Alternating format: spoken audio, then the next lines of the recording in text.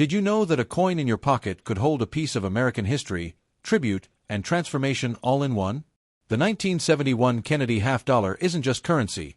It's a commemorative token born from tragedy, laced with symbolism, and rich in collector intrigue. At first glance, it's just another 50-cent piece. But once you dig deeper, the story behind this coin unveils a blend of historical reverence, economic shifts, and hidden treasures that many people overlook. Let's rewind the clock to 1963, the year President John F. Kennedy was assassinated. Just days after that national tragedy, the idea to honor the fallen president with a coin was proposed. The half-dollar was selected, replacing the image of Benjamin Franklin. And by early 1964, the Kennedy half-dollar was born, minted in 90% silver. It immediately became a sensation.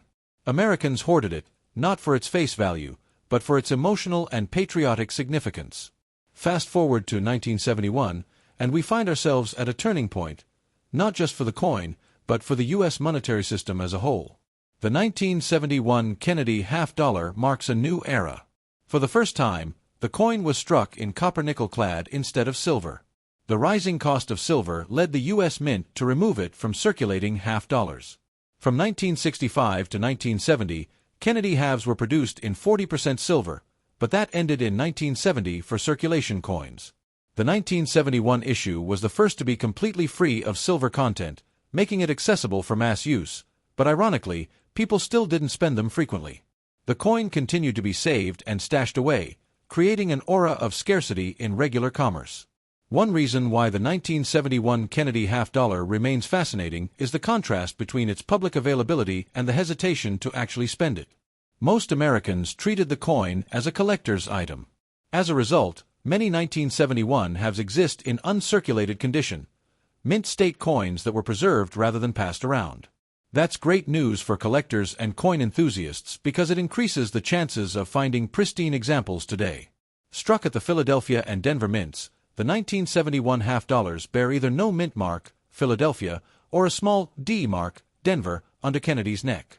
The Philadelphia issues had a total mintage of over 155 million, while Denver produced more than 302 million. Despite such high numbers, what's astonishing is how few people use them in everyday transactions. Instead, these coins sat in jars, drawers, or boxes, forgotten by many, but treasured by others. On the obverse side, we see a left-facing portrait of President John F. Kennedy, designed by Gilroy Roberts. The detail in his hair, facial features, and the bold "Liberty" inscription above his head command a sense of dignity. Below his chin, you'll find the year 1971, and the national motto "In God We Trust" splits across both sides of his neck.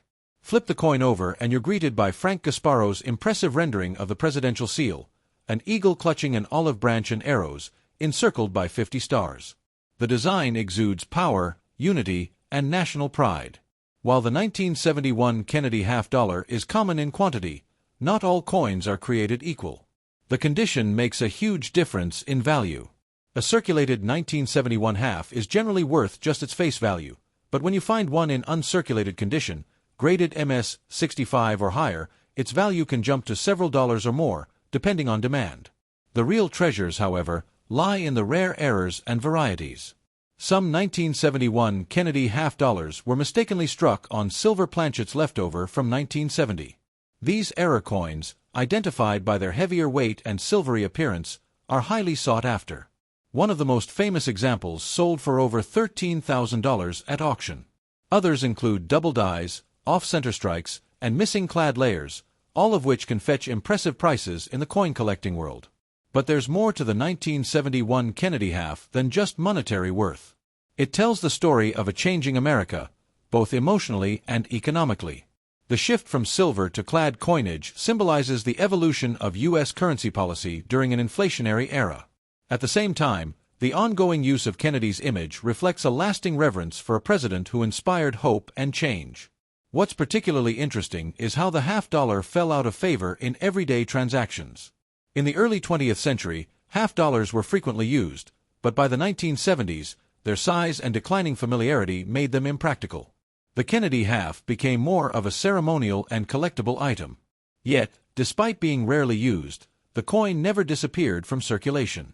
It continued to be minted year after year, holding its place in the American coinage system even though demand for it in commerce was virtually non-existent. Today, the 1971 Kennedy half-dollar is often rediscovered in coin rolls, bank bags, or family collections. Beginners in the coin collecting hobby are frequently introduced to numismatics through this very coin. It's approachable, affordable, and historically significant. For seasoned collectors, hunting for mint errors or pristine examples of the 1971 issue remains a rewarding endeavor.